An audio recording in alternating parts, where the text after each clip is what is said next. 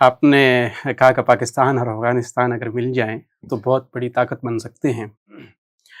تو موجودہ طالبان رجیم کی صورت میں جن کا ایک پورا ایک سیاسی نظریہ ہے، اس کے ہوتے ہوئے کیسے ہم ایک بن سکتے ہیں؟ وہ تو قبول ہی نہیں کر رہے۔ پھر ہمارے درمیان وجہ نزاع جو ہے، جو رینڈ لائن ہے، جس کو ہمارے جو ہے فریب ناتمام میں جمعہ خان صوفی صاحب نے امان لائن لکھا ہے جی کہ یہ جو امان لائن ہے ایک طرح سے اس کے ہوتے ہوئے، اس مسئلے کے ہوتے ہوئے، جب تک اس کو قبول نہیں کیا جاتا اور جب تک کہ بارڈر کی حد بندی لگا نہیں دی جاتی، جب تک کوئی سرحدات طے نہیں ہو جاتی، تو یہ کیسے ممکن ہے کہ ہمارے درمیان کوئی امن و امان کی صورت بن جائے گی؟ یعنی سرحد موجود ہے، سرحد سے وہ بھی انکار نہیں کر رہے، اور سرحد وہ کہتے ہیں کہ عارضی سرحد ہے، اور تمام سرحدات عارضی ہیں۔ کون سی سرحد مستقل ہے؟ اس وقت کشمیر ہم اگر لے لیں تو پھر ہماری سرحد کہاں پہنچ جاتی ہے؟ انڈیا اور چین کا لداخ کے پاس سرحد نقشے میں لکھا ہے، باؤنڈری انڈیفائنڈ، بارڈر انڈیفائنڈ۔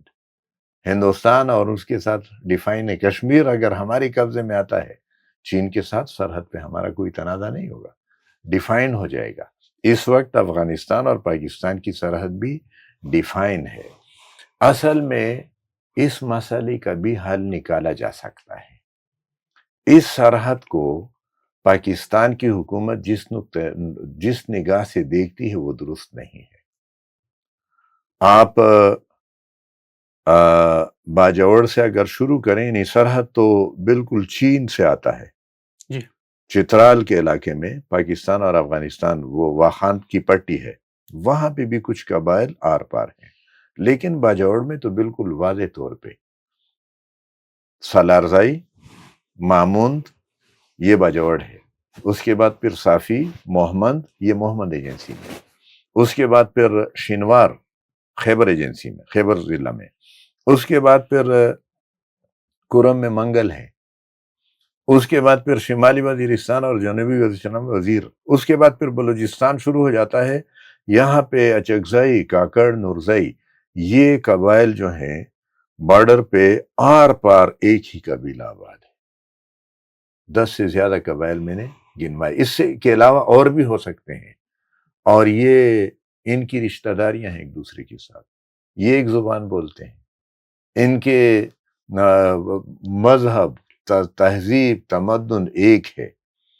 اس سرحد کو اگر آپ یہ باور کرانے کی کوشش کریں کہ ویسے ہی جیسے انڈیا کی بارڈر ہے، انڈیا کی سرحد ہے، تو یہ درست نہیں ہے۔ اس وقت یورپ میں آپ کسی یورپی ملک کا ویزا لے لیں اور پوری یورپ میں گھوم سکتے ہیں۔ اس کے لیے دو جنگ عظیمیں وہاں کرنی پڑیں گی۔ نہیں، جنگ عظیم کے بغیر بھی ممکن ہے۔ اچھا، یعنی جنگ عظیم نے تو یورپ کو تقسیم کر دیا۔ جنگ عظیم کے نتیجے میں یہ ویزا، پاسپورٹ کی یہ سہولتیں بیچ میں نہیں آئی، جنگ عظیم نے تو ان کو تقسیم کیا، تقسیم کے بعد انہوں نے یہ سہولتیں آپس میں رکھی۔ اگر یورپ کے ممالک کے درمیان اور وہ الگ الگ زبانیں بولتے ہیں، الگ الگ ممالک ہیں، جبکہ یہاں ایک ہی زبان، ایک ہی مذہب، ایک ہی کلچر، ایک ہی تہذیب، یہاں اس سرحد کو بھی وہ حیثیت نہ دی جائے، ان لوگوں کو سہولت فراہم کی جائے، اور ان علاقوں میں کاروبار جن کا فائدہ دونوں ممالک کو ہوگا اور ان علاقوں کو بھی ہوگا، اور بے شمار پوسٹ وہ ہیں، یعنی گزرگاہیں ہیں۔